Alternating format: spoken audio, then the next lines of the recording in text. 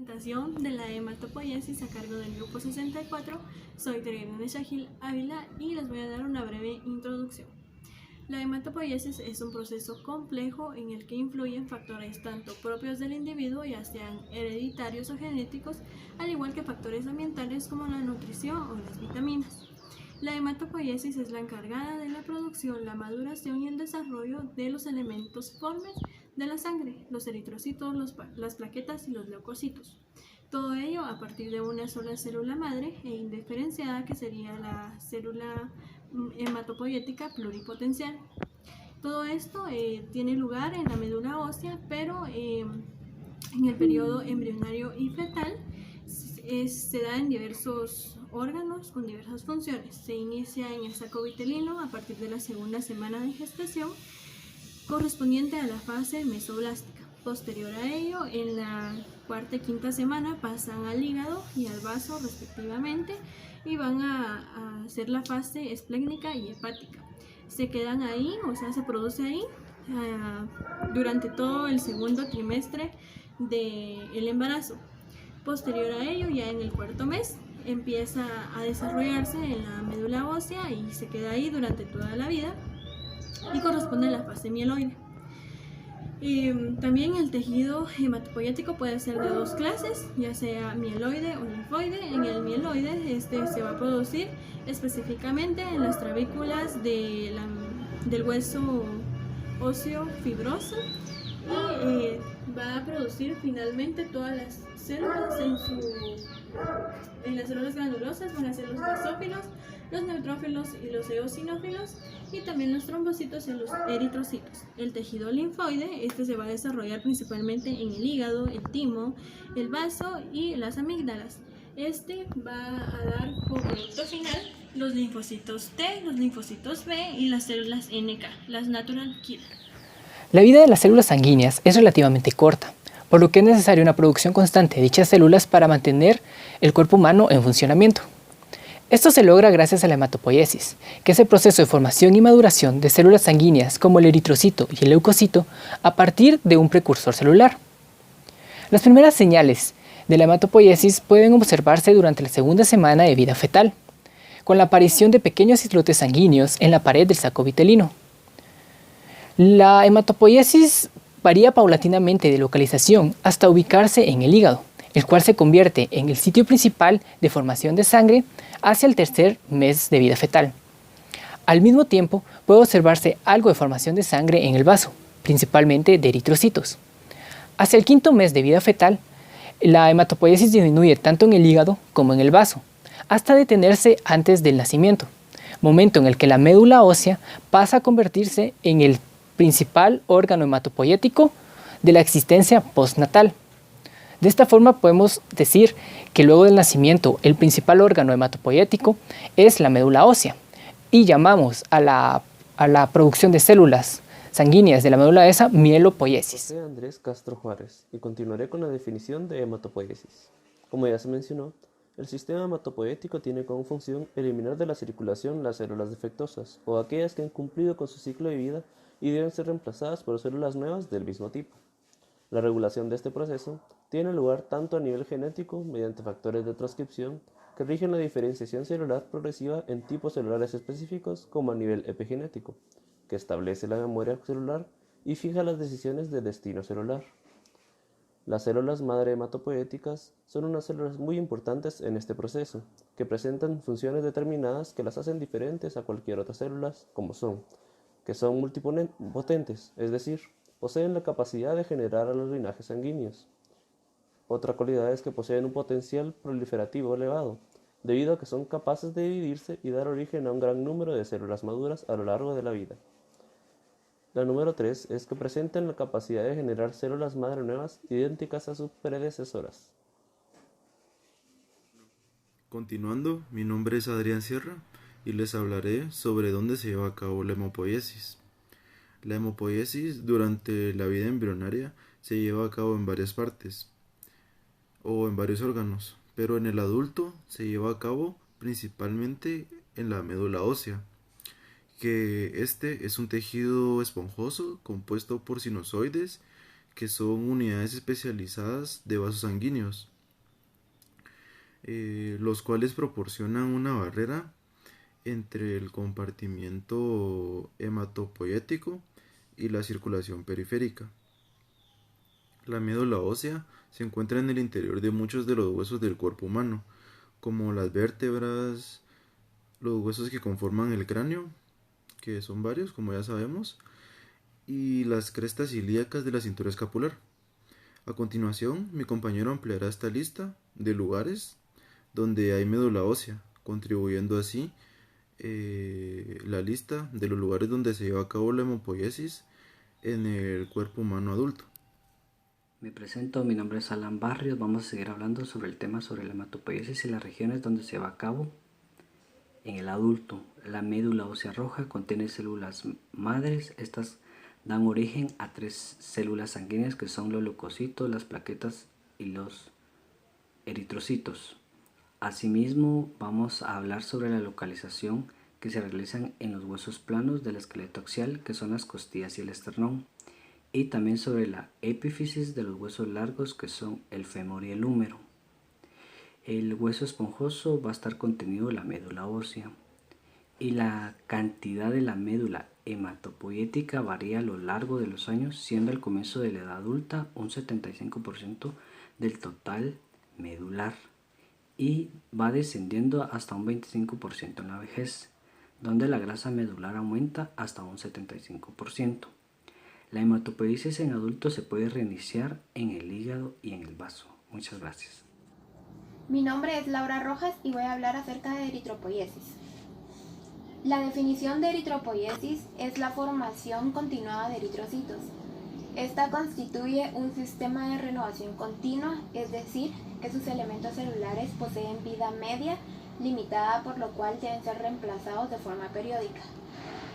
La duración de la eritropoiesis en el ser humano tarda entre 5 y 6 días y ocurre en la médula ósea del esternón, de los huesos largos y de las costillas. Acerca de la producción en condiciones normales, constituye una magnitud constante alrededor de 30 mililitros por kilogramos de peso corporal. Los eritrocitos viven en el ser humano 120 días. Este hecho determina la capacidad de un reemplazo inmediato para impedir que se modifique el volumen de eritrocitos circulantes. Alrededor de 20 mililitros de eritrocitos desaparecen de la circulación y por lo tanto la misma cantidad debe ser producida por el organismo al mismo tiempo. La pérdida accidental de eritrocitos, por ejemplo, en una hemorragia aumenta la magnitud de una eritropoiesis hasta establecer el volumen globular perdido. Ahora sí, por el contrario, mediante una transfusión de sangre se aumenta el volumen de eritrocitos, la eritropoiesis para hasta que la muerte por envejecimiento posibilita el restablecimiento de las producciones normales. El cloretoblasto es una célula ovalada, su núcleo es grande, redondo y centrado, ocupando casi la totalidad de la célula. Su citoplasma es escaso y la célula madurará y sufrirá una división mitótica, dando lugar a 2 eritoblastos basófilos. El eritoblasto basófilo es una célula de menor tamaño, su núcleo central con cromatina condensada y sin nucleolos visibles. Sufre 2 mitosis sucesivas que dan lugar a 4 eritoblastos policromáticos. Es aquí en donde comienza una progresiva hemoglobinización. El eritoblasto policromático tiene un núcleo central y la cromatina compacta y muy condensada. El citoplasma es 3 veces mayor que el núcleo y comienza a presentar hemoglobina. Su color oscila entre azul rosáceo y un gris azulado. Es el último precursor eritropoyético con capacidad mitótica, dividiéndose y madurando en 2 eritoblastos ortocromáticos. El eritoblasto ortocromático, por su parte, tiene un núcleo excéntrico, tiene una cromatina muy condensada y homogénea que es incapaz de replicar su ADN y por lo tanto no puede efectuar divisiones mitóticas. El citoplasma es muy abundante y de color rosa azulado. Su color acidófilo es debido al gran contenido de hemoglobina que ya posee. El núcleo sale de la célula convirtiéndola en un reticulocito. El reticulocito no posee núcleo. Este permanece en la médula ósea entre 2 a 4 días y antes de pasar a la sangre periférica. Una vez allí, tarda 24 horas más en completar su maduración y convertirse en un hematí. Por último, el hematíel ya es el producto final, también es llamado glóbulo rojo o eritrocito. Tiene forma de disco cóncavo, lo que le facilita poder deformarse para poder pasar en los capilares más pequeños. La coloración es acidófila, sobre todo en de granulocitos o granulopoiesis. Los granulocitos se originan a partir del citoblasto progenitor mieloideo común multipotencial, que se diferencia en progenitores granulocitos monocitos. El progenitor de neutrófilos sufre 6 etapas morfológicamente identificables en el proceso de maduración, los cuales son mieloblastos, promielocitos, mielocitos, metamielocitos, células en callado inmaduras y neutrófilos maduros. Los eosófilos y los basófilos sufren una maduración morfológica similar a la de los neutrófilos. Los precursores eosinófilos y basófilos no pueden diferenciarse morfológicamente de los precursores neutrófilos con el microscopio óptico hasta que las células alcanzan la etapa de mielocito cuando aparecen los gránulos específicos. El mieloblasto es la primera célula precursora de neutrófilos microscópicamente reconocible en la médula ósea. Estas células son las que inician el proceso de granulopoiesis. Tienen un núcleo esferoidal eucromático grande con 3 a 5 nucleolos. El mieloblasto se convierte en promielocito. Los promielocitos son las únicas células que producen gránulos azurófilos. Estas células contienen núcleo esferoidal grande con gránulos azurófilos primarios en su citoplasma. La cantidad de gránulos azurófilos se reduce conforme la división de los promielocitos. El reconocimiento de los linajes neutrófilos, eosófilos y basófilos solo es posible en la siguiente etapa, la del mielocito, cuando comienzan a formarse los gránulos específicos secundarios y terciarios. Los mielocitos son las primeras células en poseer gránulos específicos. Estas células comienzan con un núcleo más o menos esferoidal que se vuelve cada vez más heterocromático y adquiere una indentación distinta durante las divisiones posteriores. Los mielocitos continúan dividiéndose y dan lugar a los metamielocitos. El metamielocito es la etapa en donde se pueden identificar bien los linajes neutrófilos, eosófilos y basófilos, por la presencia de muchos gránulos específicos. La etapa metamielocito de la granulopoiesis es seguida por la etapa de banda o callado y después por la etapa segmentada. El núcleo de la célula en banda o callado es alargado y de un ancho casi uniforme. Esto le da el aspecto de herradura.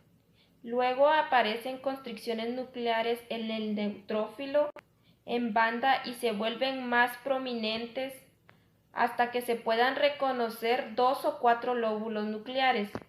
La célula se considera entonces un neutrófilo maduro, también llamado neutrófilo segmentado. Azurófilos. Estas células contienen núcleo esferoidal grande con gránulos azurófilos primarios en su citoplasma. La cantidad de gránulos azurófilos se reduce conforme la división de los promielocitos. El reconocimiento de los linajes neutrófilos, eosófilos y basófilos solo es posible en la siguiente etapa, la del mielocito, cuando comienzan a formarse los gránulos específicos secundarios y terciarios. Los mielocitos son las primeras células en poseer gránulos específicos. Estas células comienzan con un núcleo más o menos esferoidal que se vuelve cada vez más heterocromático y adquiere una indentación distinta durante las divisiones posteriores. Los mielocitos continúan dividiéndose y dan lugar a los metamielocitos. El metamielocito es la etapa en donde se pueden identificar bien los linajes neutrófilos, eosófilos y basófilos, por la presencia de muchos gránulos específicos. La etapa metamielocito de la granulopoiesis es seguida por la etapa de banda o callado y después por la etapa segmentada. El núcleo de la célula en banda o callado es alargado y de un ancho casi uniforme. Esto le da el aspecto de herradura. Luego aparecen constricciones nucleares en el neutrófilo en banda y se vuelven más prominentes hasta que se puedan reconocer 2 o 4 lóbulos nucleares. La célula se considera entonces un neutrófilo maduro, también llamado neutrófilo segmentado.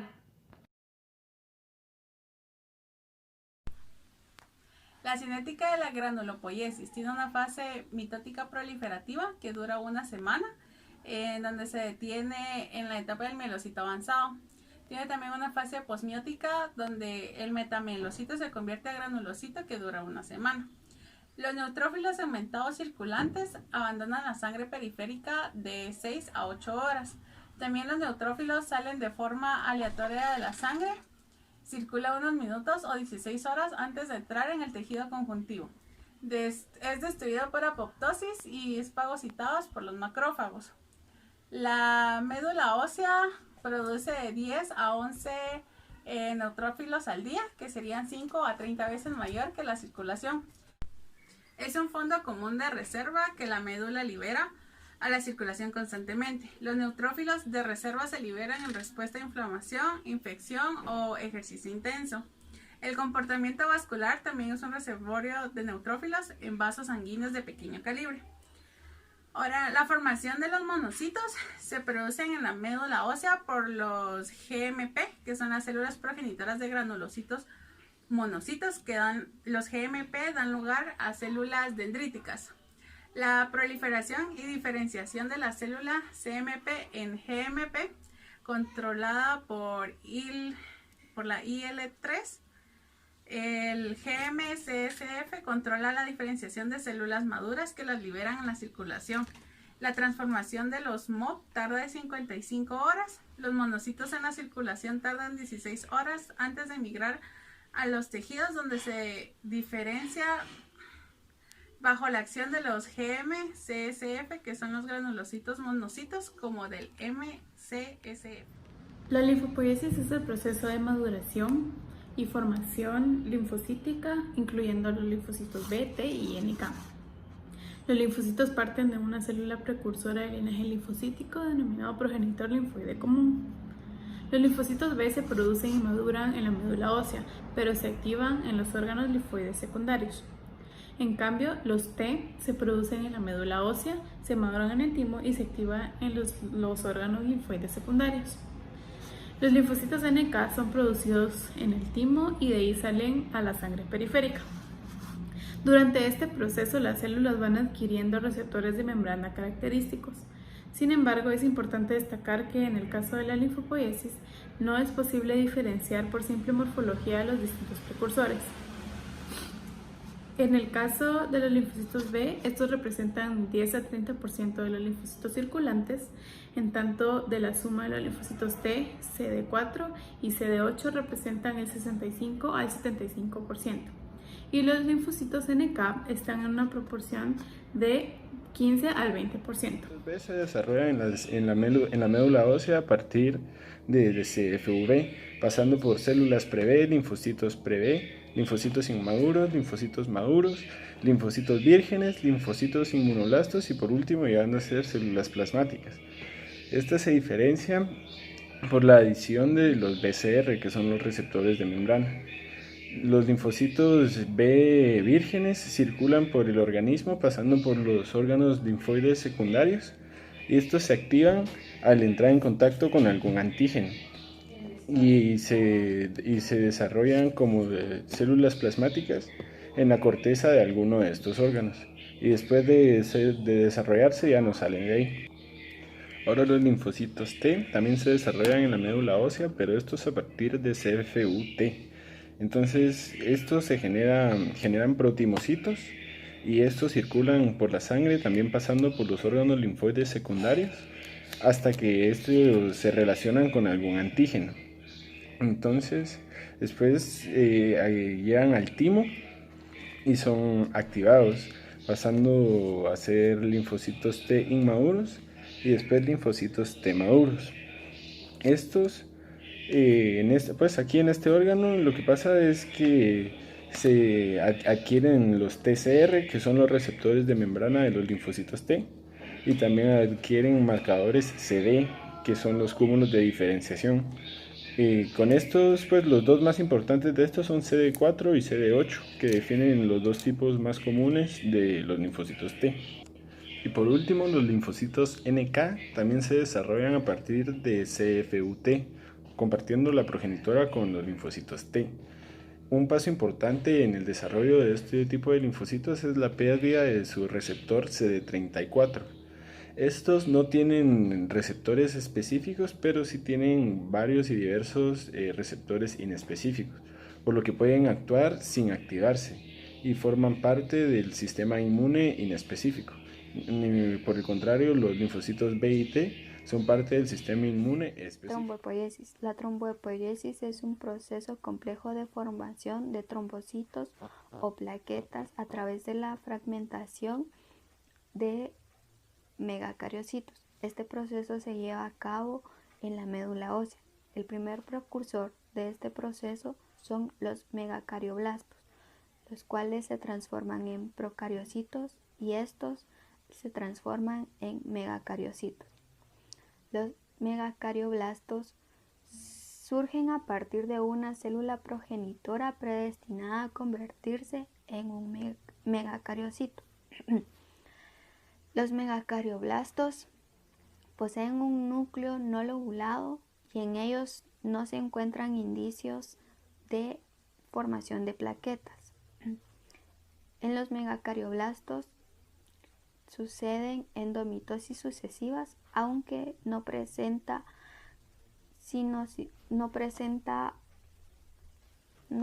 sinocitosis ni carniocinosis. Los megacariocitos. Los megacariocitos se pueden dividir en dos: los megacariocitos granulosos y los megacariocitos maduros. Los megacariocitos maduros son los que finalmente liberan en el torrente sanguíneo las plaquetas. Buenas tardes, mi nombre es Rodolfo Escalante. Mi tema es la trombopoiesis. Empiezo a hablar a partir de los megacariocitos trombocitogénicos, que son orgánulos de formas pequeñas que se encuentran en grupos en el citoplasma, sobre todo en la periferia, donde también se distinguen de algunas asignaciones similares a pseudópodos. Se extienden en las células endoteliales de los pequeños vasos sanguíneos de la médula ósea, donde se fragmentan en plaquetas que son arrastradas por el torrente sanguíneo. Solo después de adoptar la forma discoide característica, las células se degeneran cuando el citoplasma se es transformado en plaquetas y el núcleo con los restos del citoplasma es fagocitado por los macrófagos. En ocasiones se liberan al torrente sanguíneo fragmentos de mayor tamaño a los núcleos desnudos, que son captados en los pulmones y degradados allí. El periodo de maduración de la médula ósea, desde la aparición del megacardioblasto hasta la liberación de las plaquetas, dura unos 10 días. Los trombocitos circulantes tienen una vida media adicional similar en el torrente sanguíneo. En condiciones normales, el núcleo de la plaqueta circulante se mantiene constante, dentro de límites estrechos. Si disminuye en cantidad, aumenta la producción por estimulación de la proliferación de megacarioblastos y de la maduración de los megacariocitos, y se refuerza la producción de trombocitos debido a la acción del factor de crecimiento trombopoietina, que es el principal generador de plaquetas del organismo.